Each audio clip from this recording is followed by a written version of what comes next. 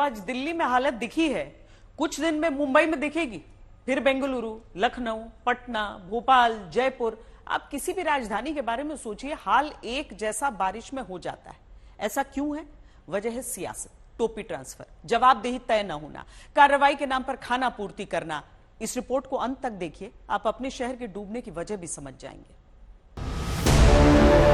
दिल्ली को डुबाने में कोई कहेगा कि बारिश है, कोई बताएगा मानसून है, कोई कहेगा रिकॉर्ड तोड़ बरसे बादल है। लेकिन इस बार भी मानसून की दस्तक भर से दिल्ली की 3 करोड़ जनता को कुछ देर तक बंधक बना देने की हालत में डालने के लिए जिम्मेदार है सिर्फ दिल्ली की राजनीति। कैसे? एक एक करके देखिए। ये वीडियो देखिए, ये दिल्ली बीजेपी ने सोशल मीडिया में पोस्ट किया।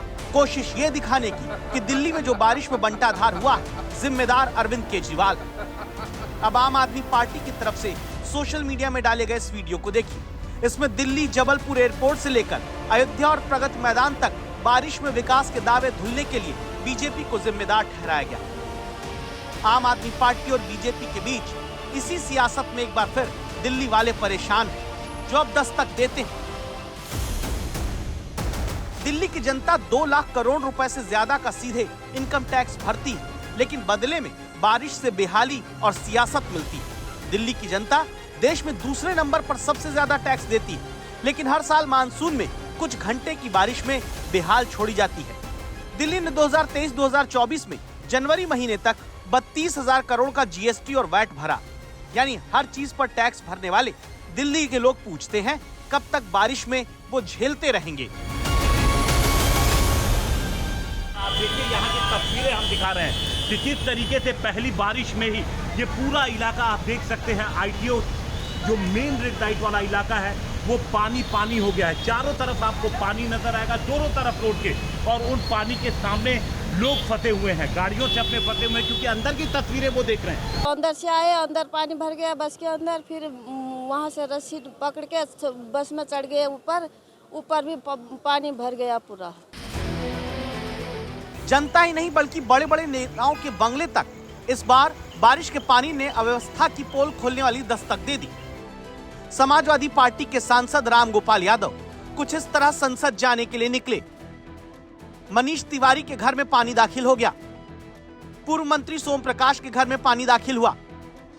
देश की नीतियां बनाने वाले नीति आयोग के सदस्य वीके पॉल के घर तक बारिश का पानी पहुंच गया। आप देखिए कि घर के अंदर जो जाने की तस्वीरें हैं, उससे ये साफ जाहिर हो रहा है कि किस तरीके से पानी का यहाँ पर निकासी की जो व्यवस्था है वो सही तरीके से नहीं हुई है। ये उस एनडीएमसी इलाके की हालत है जो केंद्र सरकार के अधीन आता है।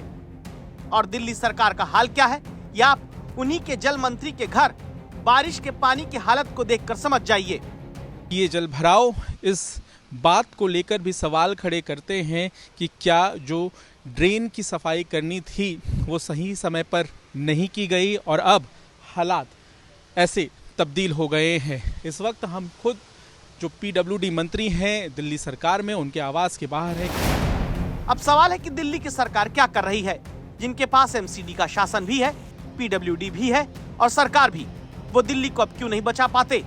अब आपको हम 11 महीनों के भीतर 2 बयान सुनाते हैं। पिछले 24 घंटे में 150 mm से ज्यादा बारिश हुई है दिल्ली में। ये 40 साल का रिकॉर्ड पिछले 24 घंटे में दिल्ली में टूटा है। तो जो भी स्वाभाविक बात है कि जो भी तैयारी होती है मॉनसून के हिसाब से, वो पिछले 5-7 साल में क्या वेदर पैटर्न रहा है उसके हिसाब से रही है।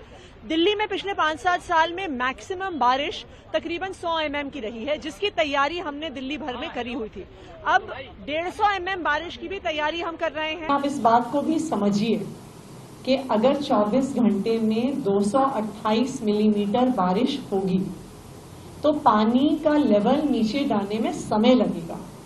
228 मिलीमीटर बारिश के बाद ड्रेन्स का ही पानी यमुना नदी में पहुंचने में टाइम लग रहा है। अगर आपका ड्रेन ओवरफ्लो कर रहा है, इसका मतलब है कि बारिश इतनी ज्यादा मात्रा में हुई है कि ड्रेन्स की भी कैपेसिटी से ज्यादा प्रेसिपिटेशन हुआ है।